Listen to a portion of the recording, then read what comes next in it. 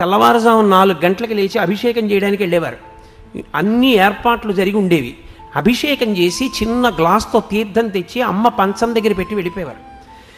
Every minute ప్రషస్. ఆయన నడుస్తూ 10 అడుగులు 5 అయ్యేటప్పటికి విజయ నరసింహంకి వెళ్ళేవారు. అప్పటికి 100 మంది నుంచి ఉండేవారు తెల్లవారకట్ట ఊళ్ళ నుంచి వచ్చి.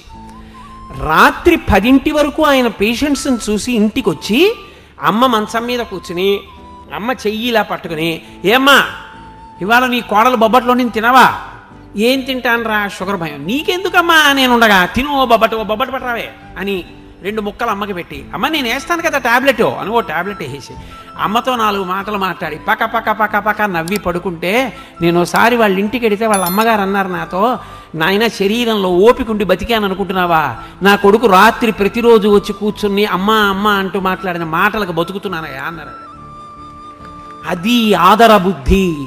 అమ్మ నిన్ను ఏదో ఎత్తుకుపోతుంది నీ దగ్గర అనుకోవడం నీ కర్మ, అది నీ బుద్ధి ఎందొచ్చిన జాడ్యం. తండ్రి నీ డబ్బేదో పట్టుకుపోతాడు అనుకోవడం నీ జాడ్యం, అది నీకొచ్చిన తప్పు, నువ్వు దిద్దుకోవాలి. నీకు జ్వరం వస్తే నువ్వు మందేసుకున్నట్టు ఈ శాస్త్ర విషయంలో నీకు అవగాహన దోషం వస్తే నువ్వు నేర్చుకోవాలి. కానీ అది తిన్నగా పిల్లల తప్పని నేను చెప్పను. సవకబారు అన్నీ మనం పిల్లలకి చూపిస్తున్నాం. ఏవి చూపించకూడదో అవన్నీ చూపించి అది బాగుండాలని మీరు కోరుకునే అధికారం మీకు ఎక్కడుంది? మీరు ఏది చూపించకూడదో అది చూపించకుండా ఉండడం సమాజం యొక్క ప్రధానమైన కర్తవ్యం. అప్పుడు పిల్లలు బాగుండాలని కోరండి. అయినా ఇంకా పిల్లలు బాగుంటున్నారంటే వాళ్ళది గొప్పతనం. కాబట్టి తల్లి తండ్రి అంత గొప్పవాళ్ళు. ప్రెసిడెంట్ ఆఫ్ ఇండియా చేశాడు మహానుభావుడు, ప్రపంచం చేత కీర్తింపబడ్డాడు అబ్దుల్ కలాం గారు. వింగ్స్ ఆఫ్ ఫైర్ రాసుకుని ప్రిఫేస్లో రాసుకున్నాడు.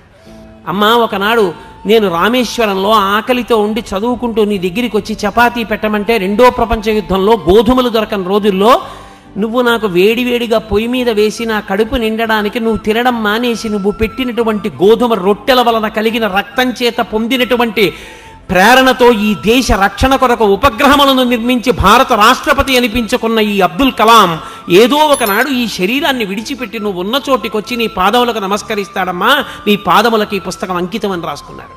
అది పరిణతి, అది పూజ్య భావన అంటే. అది ఎక్కడుందో అది చెప్పుకోవాలి. పనికి మాలిన లక్షణం మనకెందుకు?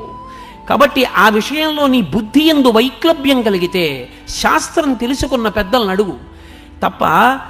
దోషం తల్లి నిన్నేదో చేసేస్తుంది, తండ్రి నిన్నేదో చేసేస్తాడు, నువ్వు 5 రూపాయలు సంపాదించగానే తల్లిదండ్రుల పట్ల పెడభావన కలుగుతుంది అనుకుంటే అది ఆ వ్యక్తి యందు దోషం ఏర్పడిందని గుర్తు. ఆ దోషము పరిష్కరింపబడాలి. ఆ బుద్ధి అసలు మంచిదే కాదు. తల్లిదండ్రులను మించినటువంటి వ్యక్తులు లేరు.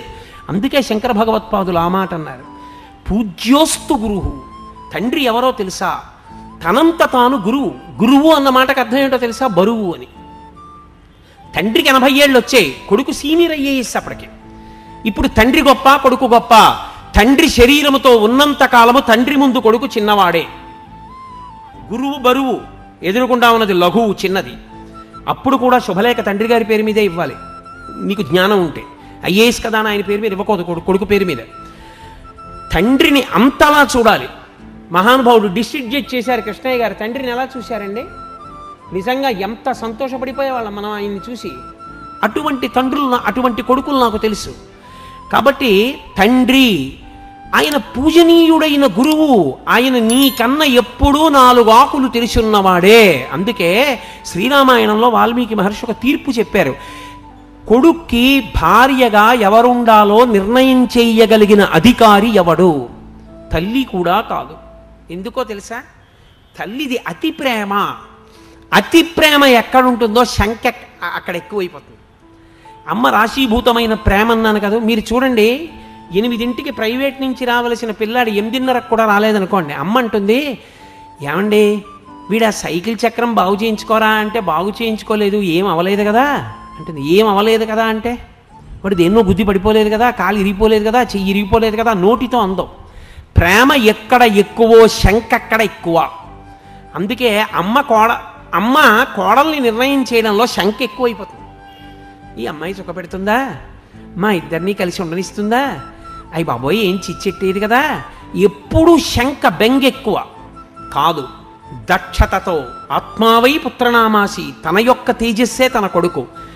ఆమె నా కొడుకుని సుఖపెట్టగలదు, కోడలిగా నా వంశోన్నతిని చెయ్యగలదు, మమ్మల్ని సంతోషపెట్టగలదు.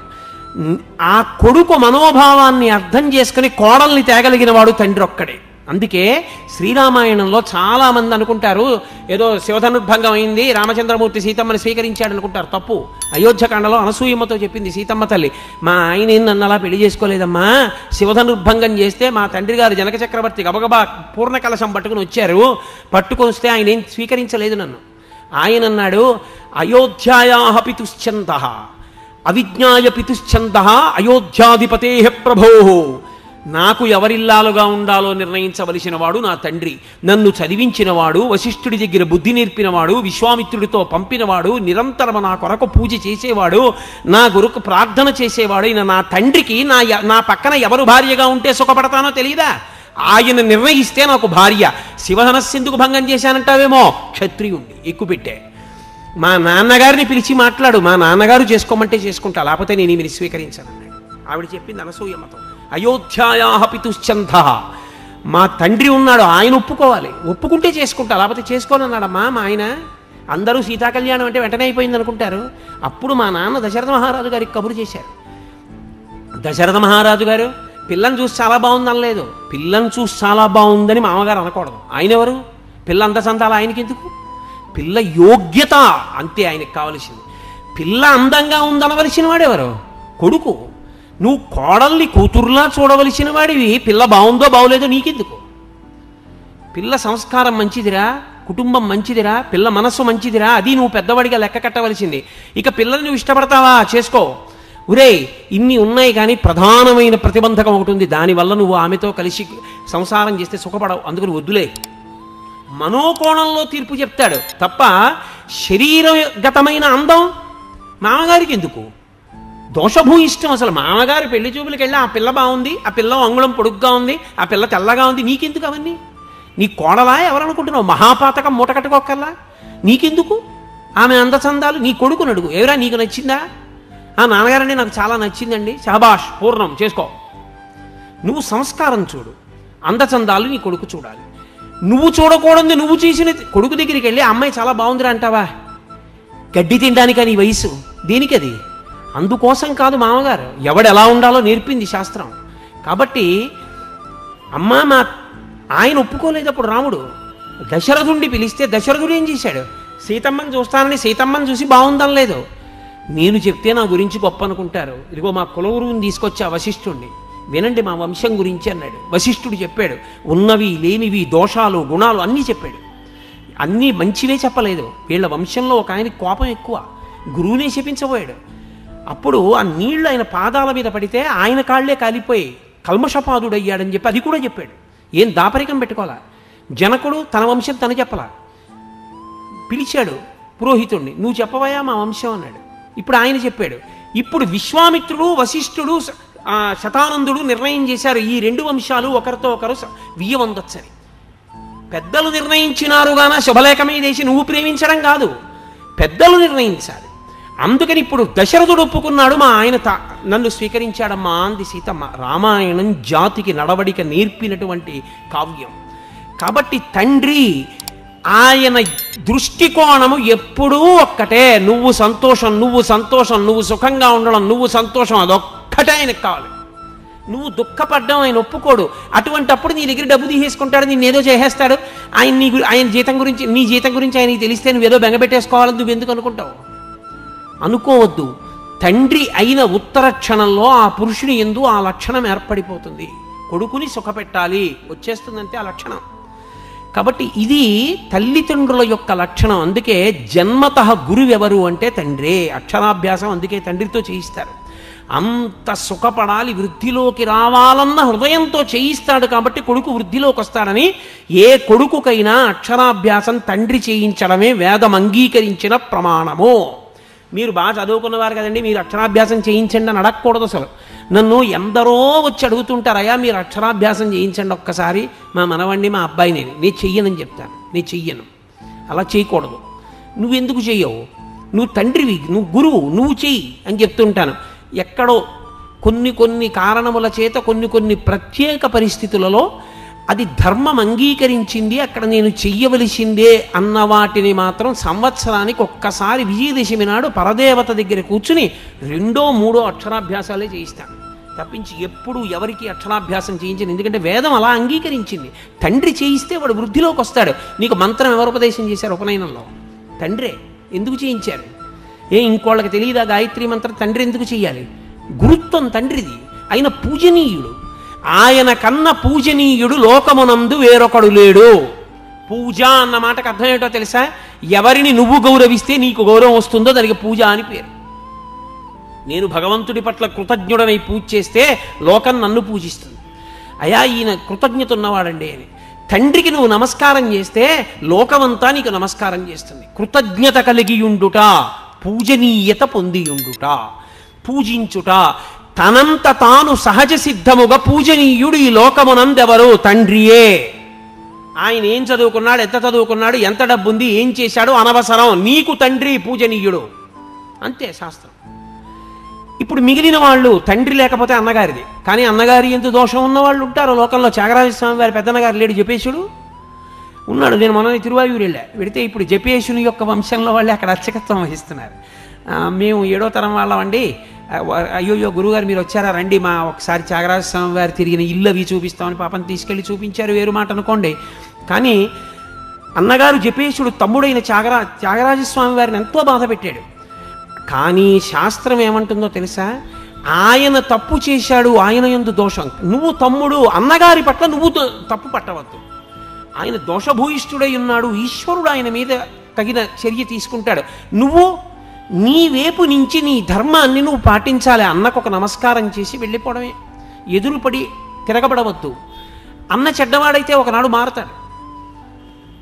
కానీ అసలు యథార్థమునకు మానవీయ సంబంధముల యందు అన్నదమ్ములకు ఉండవలసిన లక్షణమేమి అంటే, వాల్మీకి మహర్షి రామాయణంలో ఒక మాట చెప్పిస్తారు రాముడితో. ధర్మమర్థంచ కామంచ పృథివీంచాపి లక్ష్మణ ఇచ్చాపి భవతామర్థే ఏతత్ ప్రతిశృణోమితే అంటాడు. ధర్మము, అర్థము, కామము ఈ 3 నా తోబుట్టువులు అనుభవించిన నాడు తప్ప నేను అనుభవించనన్నాడు రాముడు.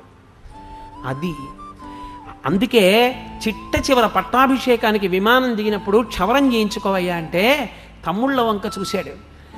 అడగకపోయినా అరణ్యవాసం చేయమని నా వెంట వచ్చి లక్ష్మణస్వామి జుత్తు చూడండి. రాజ్యం తల్లి తెచ్చి ఇచ్చినా అక్కర్లేదని నందిగ్రామంలో కూర్చుని మహానుభావుడు పాదుకలు సింహాసనం మీద పెట్టి పరిపాలించిన భరతుడి జుత్తు చూడండి. వాళ్ళు జుత్తు తీసుకోకుండా నేను జుత్తు ముందు తీసుకుని సహేగంగా తయారవనా? ముందు తమ్ముళ్ళకి తీయండి, తర్వాత నేను తీసుకుంటానన్నాడు. అది అన్నగారంటే. ఉండరా దోషభూయిష్టమైన అన్నదమ్ములు ఉంటారు, కానీ లోకంలో ఆదర్శవంతమైన అన్నదమ్ముల్ని తీసుకోవాలి. అందుకే శ్రీరామాయణ కావ్యం ఒక్కటే లోకమునకు ఎన్నో నేర్పుతుంది. మీరు చూడండి, వాలి సుగ్రీవులు, సుగ్రీవుడు భార్యను కూడా వాలిత్తుకుపోతాడు. అదో అన్నదమ్ములు. వాలి చచ్చిపోయాడు, సుగ్రీవుడు మిగిలాడు. రావణ విభీషణ కుంభకర్ణులు. విభీషణుడు ధర్మాత్ముడు, ఎంత చెప్పాడో అన్నయ్య వద్దన్నయ్య, అన్నయ్య వద్దన్నయ్య. తమ్ముడు చెప్పాడు, వినలేదు, బయటికి గెంటేశాడు. రావణుడు చచ్చిపోయాడు, కుంభకర్ణుడు చచ్చిపోయాడు, విభీషణుడు మిగిలాడు. ఈ విభీషణుడు ఈ సుగ్రీవుడు రామపట్టాభిషేకానికి వచ్చారు. విమానంలోంచి రామచంద్రమూర్తి కిందకి దిగుతున్నారు. భరతుడు పరుగు పరుగున వెళ్ళి నేల మీద పడి నమస్కారం చేసి చెప్పుల జత తీసుకొచ్చి, అన్నయ్య 14 ఏళ్ళు అడవుల్లో తిరిగావన్నయ్య నా వల్ల, మా అమ్మ కోరబట్టి, అన్నయ్య తొందరగా చెప్పులు వేసేసుకో అన్నయ్య అని కాళ్ళ కింద చెప్పులు పెట్టాడు. మొదట ఏడిచిన వాళ్ళు ఎవరో తెలుసా? సుగ్రీవుడు, విభీషణుడు. అరే అంత తపస్సు చేసినవాడు రామ, అన్నయ్య 3 లోకములను శాసించినవాడు చచ్చిపోయాడు రా, అనవసరంగా అన్నీ చెప్పేశాను. ఇలా మేము కలిసి ఉండలేకపోయాను రా, ఆ అన్నయ్య చచ్చిపోయాడు. ఎంత గొప్పవాడు రా కుంభకర్ణుడు. పాపం నిద్రపోతూ లేచి అన్నం తిని పడుకునేవాడు రా, బ్రహ్మగారి శాపానికి చచ్చిపోయాడే. కళ్ళొత్తుకున్నాడు. సుగ్రీవుడు, అరే ఇంద్రాంశలో పుట్టాడు మా అన్న, ఏడి చచ్చిపోయాడు అని తమ్ముడు కళ్ళొత్తుకున్నాడు. నువ్వు కలిసి ఉన్న అన్నదమ్ముల్ని చూసి నువ్వు ఏడిచే రోజు తెచ్చుకోకు. నువ్వు కూడా కలిసి ఉండడం జీవితంలో నేర్చుకో. కానీ ఒక్కటి మాత్రం నేను యథార్థం చెప్తున్నాను, ఇది చెప్పినంత తేలిక మాత్రం కాదు. ఎందుకో తెలుసా? అన్నగారు మహాధర్మాత్ముడైతే అన్నగారి మొహం చూడ్డానికి ఇష్టపడని తమ్ముళ్ళు నాకు తెలుసు. ఆయన మహాధర్మాత్ముడు. ఆయనే ఆయన తమ్ముడు సొమ్మెత్తుకుపోయేవాడు, తమ్ముడు పాడైపోవాలని కోరుకునేవాడు కాదు. ఎప్పుడూ తమ్ముడు వృద్ధిలోకి రావాలని కోరుకునేవాడే. అయినా అన్నగారి ముఖం చూడని తమ్ముళ్ళు నాకు తెలుసు. తమ్ముడు చాలా యోగ్యుడే, కానీ తమ్ముడి ముఖం చూడని అన్నలు నాకు తెలుసు. అటువంటి వాళ్ళు మాత్రం నా ఎరుకలో ఉన్నారు. దీనికి పరిష్కారం ఎవరి చేతిలో ఉందని అడిగారు. తల్లిదండ్రులు చూస్తారు. వాళ్ళ తృప్తి కొరకు నువ్వు చెయ్యాలి. అందుకే ఎంత కొట్టుకు చచ్చిపోయినా ఒక్కసారి మాత్రం కలుసుకోమని చెప్పింది శాస్త్రం. అప్పుడు కూడా కలుసుకోకపోతే ఇక ఆ అన్నదమ్ములు మేము ఫలానా వారి కొడుకులవండి అని చెప్పుకోవడానికి అనర్హులు. తండ్రి కానీ తల్లి కానీ చనిపోయిన రోజు వస్తే అన్నదమ్ములు ఆ రోజున కలిసి ఆ ముందు పుట్టిన వాడి చెయ్యి కింద పెట్టి వెనక పుట్టిన వాళ్ళు పైన చేతులు పెట్టాలి.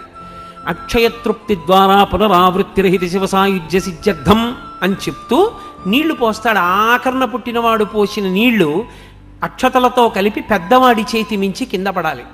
తండ్రి అప్పుడు వచ్చి చూస్తాట, అరే ఇద్దరిని కన్నాను, పెద్దవాడు తద్దినం పెడుతున్నాడు, నీళ్లు ఒడిచిపెడుతున్నాడు, వాడు రాడు, వీడు పిలవడు, వీడు బుద్ధి చెప్పలేదు, వీడు గట్టిగా చెప్పలేదు, వీడిది తప్పే అని ఏడుస్తూ పుచ్చుకుంటాట నీళ్లు. మరి 3 తరాలు ఉండద్దు దక్షిణ దిక్కున పితృస్థానంలో. కాబట్టి అన్నదమ్ములన్న వాళ్ళు తమని కన్నవాళ్ల యొక్క కనీస గౌరవాన్ని దృష్టిలో పెట్టుకున్నప్పుడు 50 ఏళ్ళు వచ్చేసేయి అన్నకి ఎన్నాళ్ళు ఉంటాడు? మహా ఉంటే మీ ఇంట్లో ఉన్న ఆయుర్దాయాన్ని దృష్టిలో పెట్టుకున్నప్పుడు ఇంకో 15 ఏళ్ళు ఉంటాడు. ఇంకొక 15 సంవత్సరాలు ఆయన బతికితే ఆయన తెలివేసి ఉండేది 7.5 సంవత్సరాలు. ఒక రాత్రి నిద్రపోతాడు కాబట్టి 7.5 సంవత్సరాల్లో ఆయన ఏడాదికి మీ దగ్గరికి వచ్చి మాట్లాడితే ఏడాదికి 2 రోజులు కలుసుకుంటారు. కాబట్టి 7.5 సంవత్సరాల్లో అర సంవత్సరం వదిలేసిన ఇక 14 రోజులు. 14 రోజులు అన్నాదమ్ముడు పక్క పక్కన కూర్చున్నా 14 రోజులు మాట్లాడుకోరుగా. ఆయన కాలకృత్యాలు ఆయనవి, ఆయన భోజనం అయింది, ఆయన సంసారం అయింది, ఆయన పనులు అయినవి, ఈయన పనులు ఈయనవి.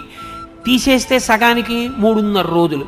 ఇక 50 ఏళ్ళు వచ్చిన అన్నగారు తన తమ్ముడితో కలిపి ఈ జన్మకి మేము తల్లిదండ్రుల బిడ్డలమని మాట్లాడుకునేటటువంటి అవకాశం ఏమైనా మిగిలితే 65 ఏళ్ళు బతుకుతాడు. వాళ్ళ ఇంట్లో ఉన్న ఆయుర్దాయాన్ని లెక్క కట్టినప్పుడు అనుకుంటే ఇక వాళ్ళిద్దరూ కలిసి మాట్లాడుకునేది 3 రోజులు.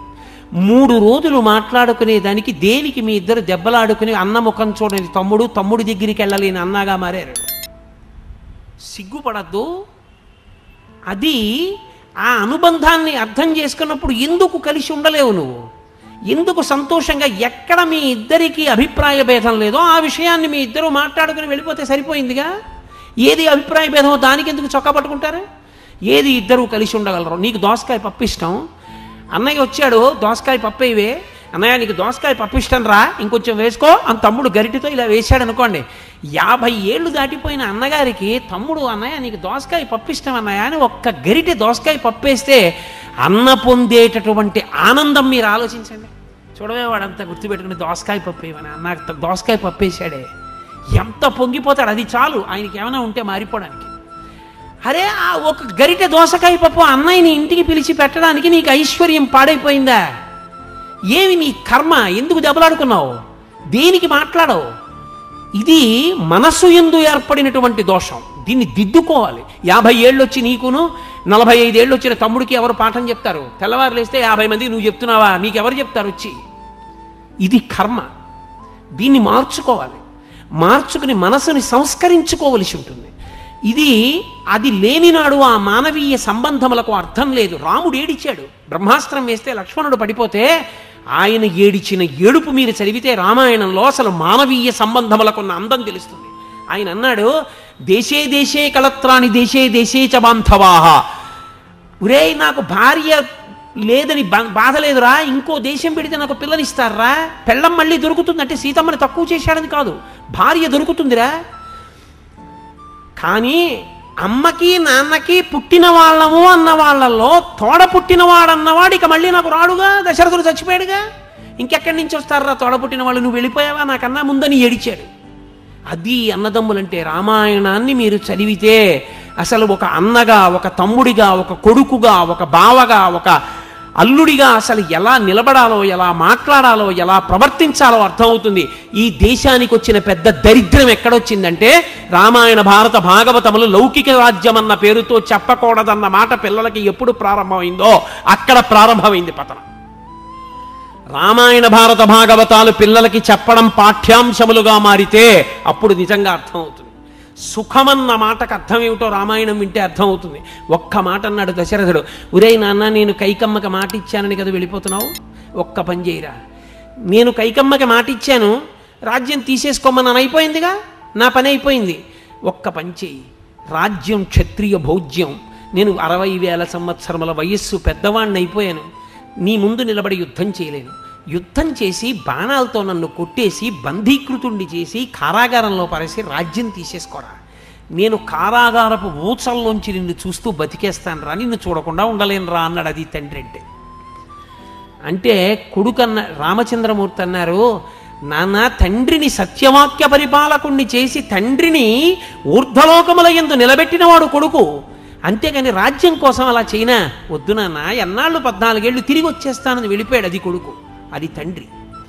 రామాయణం చెప్పకుండా చెప్తుంది రాముడంటే తండ్రి అంటే ఏమిటో, కొడుకంటే ఏమిటో. తండ్రి ఎంత వెంపర్లాడతాడో రామాయణంలో ఒక మాట చెప్తాను మీకు. కౌసల్య వెళ్తోంది, రాముడు అక్కడ కొండ మీద ఉన్నాడని తెలిసి దర్భలు దక్షిణ దిక్కుకి కొసలుండేటట్టుగా పెట్టబడి దాని మీద గారపిండి ముద్దలు కనబడ్డాయి. కౌసల్య నేల మీద పడి గుండెలు బాదుకుని ఏడిచింది.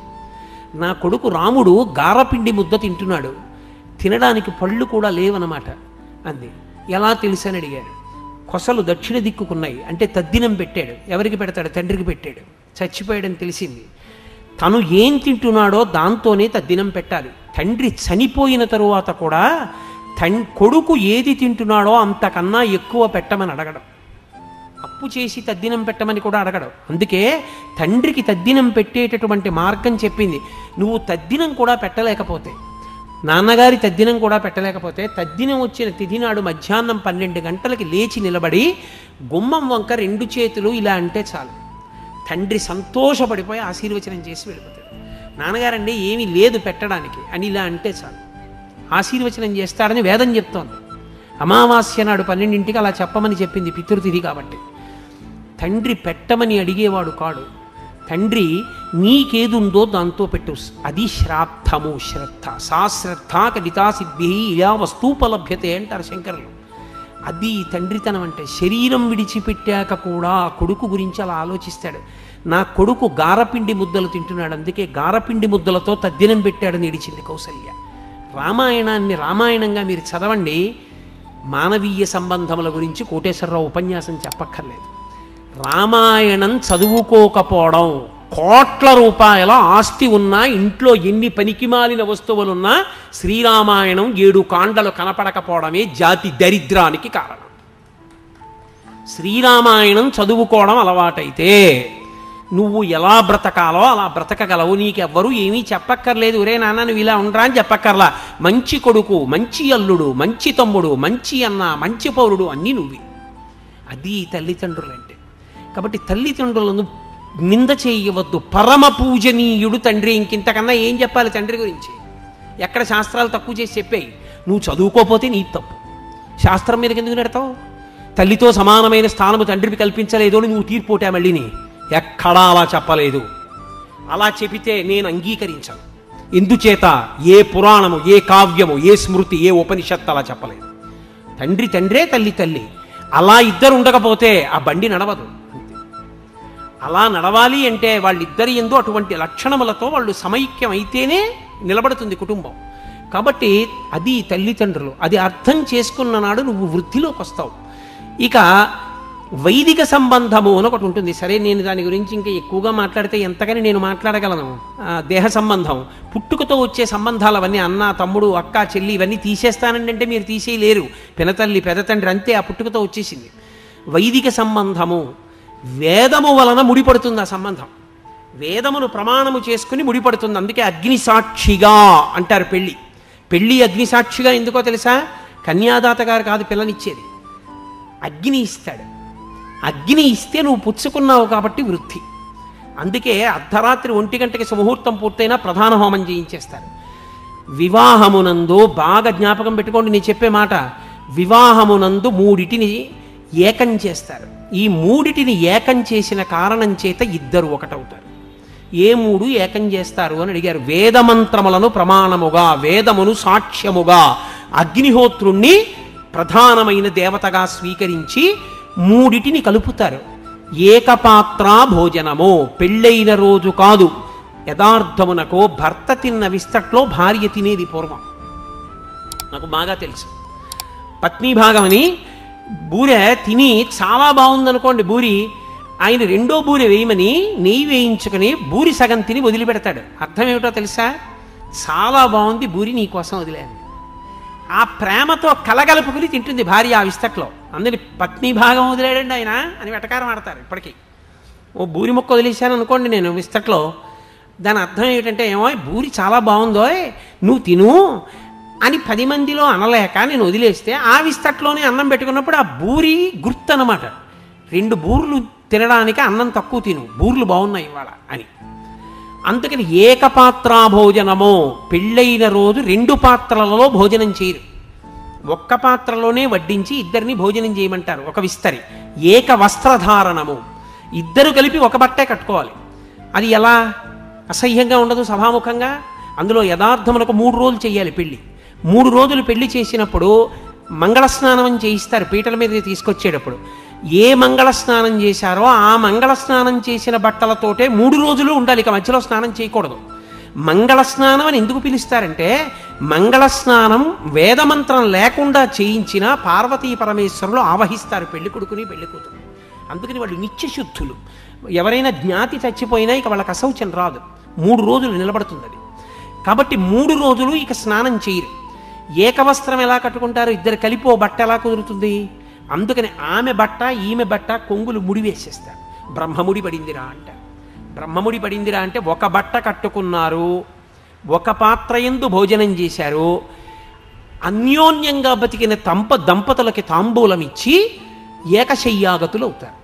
ఈ 3 ఏకమవడం బయట మీ ఇద్దరూ ఏకమై ఉండడం కాదు, మీ మనసులు కూడా అలా ఏకమవ్వాలని చెప్పడానికి అఘోర చక్షుహు అన్న మంత్రం చెప్తూ సుముహూర్తానికి ఒకరి కన్నులలో ఒకరు చూసుకుని జీలకర్ర బెల్లం పెట్టుకుంటారు. జీలకర్ర బెల్లం ఎందుకు పెట్టుకోవడం అంటే, జీలకర్ర మంగళద్రవ్యం, బెల్లం నిలవ దోషం లేని పదార్థం. రెండిటినీ కలిపి నూరితే అందులోంచి ధనాత్మక విద్యుత్ వస్తుంది. అది బ్రహ్మస్థానమునందు పెట్టుకుంటే ఇద్దరి మధ్య అన్యోన్యత అంకురిస్తుంది. నేను ఇలా అన్నానని అనుకోకండి, షష్ఠి పూర్తి అయిపోయింది ఆయనకి. ఆవిడ లోకం దృష్టిలో అమ్మమ్మ అయిందేమో, ఈయనకి మాత్రం కొత్త పెళ్లి కూతురులాగే ఉంటుంది. అలా ఉండాలనే వేదమంత్రం చెప్పింది. అందుకే తాళి కట్టేటప్పుడు కాడి పెట్టి నీళ్లు పోస్తారు. హరదత్తాచార్యుల వారు వ్యాఖ్యానం చేశారు, చర్మవ్యాధులు వచ్చి ఒంటి మీద మచ్చలు వస్తే భర్తకి భార్య యందు అనురక్తి పోతుంది. అలా వివర్ణము కాకుండా ఎన్నేళ్ళొచ్చినా ఆయన అనురక్తి ఆమె యందు మాత్రమే నిలబడేటట్టుగా దేవతల యొక్క అనుగ్రహాన్ని కురిపిస్తారు ఆ సమయంలో మంత్రముల చేత. అందుకని కాడితో నీళ్లు పోయించి మంగళసూత్రం కట్టిస్తారు. ఇది వేదము చేత పడిన ముడి, వేదము ప్రమాణముగా పడిన ముడి. చిత్రం ఏమిటో తెలుసా? ఈ ముడిని బట్టే నిన్ను కన్న తల్లిదండ్రుల అభ్యున్నతి కూడా ఆధారపడుతుంది. చిత్రం ఏమిటంటే, లోకంలో అన్నిటినీ దాటి పరమ పవిత్రమైపోయిన అనుబంధం ఇది భార్యాభర్తల అనుబంధమే. అందుకే విశ్వనాథ సత్యనారాయణ గారు 1000 పడగలు రాస్తూ అబ్బా ఓ మరచెంబును అడ్డుపెట్టి దాంపత్యాన్ని వర్ణించాడు మహానుభావుడు. కాబట్టి వాళ్ళిద్దరి మధ్య పెరుగుతున్న కొద్దీ అనుబంధం, మొదట్లో ఇద్దరి మధ్య ఆకర్షణ కారణం అవుతుంది, కానీ షష్ఠి పూర్తికి వచ్చేటప్పటికి ఆ దంపతుల యొక్క లక్షణం ఎలా ఉంటుందో చెప్పారు. అసలే అది కొత్తపల్లి కొబ్బరి మామిడి పండు మా గోదావరి జిల్లాలో దొరుకుతుంది. అబ్బో ఎంత రుచో! అది ముగ్గిపోయింది, సువాసన. ఏదో పరక మామిడి పళ్ళు కొన్నాడు, 13 మామిడి పళ్ళు తెచ్చి పైన గడ్డేసి సర్దుతున్నాడు. కింద తేనె జాడి ఉంది, రోజు శివాడికి అభిషేకం చేసుకోవడానికి పుట్ట తేనె తెచ్చాడు, అక్కడ పెట్టాడు. ఈ 13 పళ్ళు పేరుస్తుండగా ఓ పండు జారి టపుక్కుని నేతి జాడీలో పడిపోయింది. ఆయన చూసుకోలేదు, ఇలా చూసి పళ్ళన్నీ తీసి పైన పేర్చాడు. 12 ఇచ్చాడు. చూసావా ధూర్తుడు, నేను లెక్క పెట్టలేదు, 13వ పండు పోయింది, వాడు ఇవ్వలేదు అనుకున్నాడు. సరే 12 పళ్ళు తినేశాడు. ఇక సోమవారం అభిషేకం చేస్తాడు. 2 సోమవారాలు ఊళ్ళో లేడు. 3వ సోమవారం వచ్చి అభిషేకం చేద్దామని నేతి జాడీలో పాత్ర ముంచాడు. ఇప్పుడు అందులోంచి మామిడి పండు పైకి వచ్చింది. అసలే కొత్తపల్లి కొబ్బరి, దాని మీద ముగ్గిపోయింది. 2 వారాలు తేనెలో ఉండిపోయింది. ఇప్పుడు దాని రుచికి కొత్తపల్లి కొబ్బరి ముగ్గని పండుకి సామ్యం ఉంటుందా? షష్ఠి పూర్తి నాటి అనుబంధం అది. అప్పటికి ఆయన అంటాడు, ఇంత పిచ్చిది ఏమిటో పర్వాలేదులేండి, కొడుకు జాగ్రత్తగా చూస్తాడు అంటాడు. ఆవిడంటుంది, మహానుభావుడు మళ్ళీ జన్మంటూ ఉంటే ఆయనకే ఇల్లాలు అవ్వాలంట. అప్పటికి ఆ అనుబంధంలో ఉన్న పవిత్రత. కాబట్టి ఆ భార్యాభర్తల సంబంధం ఉందే అసలు అద్వితీయం. అనసూయమ్మ రామాయణంలో మాట ఉంది, అమ్మా నేను నీతో ఒక మాట చెప్తానని సీతమ్మతో చెప్తూ అంది, అనుశిష్టాం, నేను లోకంలో అత్యంత గొప్ప వ్యక్తి అని చెప్పదగిన వాడంటూ ఉంటే తప కృతమిహావ్యయం అంది. రాశీభూతమైన తపస్సెవరో తెలుసా? భర్తయే. ఆమెకి ఏం తెలుసు ఏం తెలీదు అనవసరం, ఆయన ఇల్లాలు గౌరవం అంతే.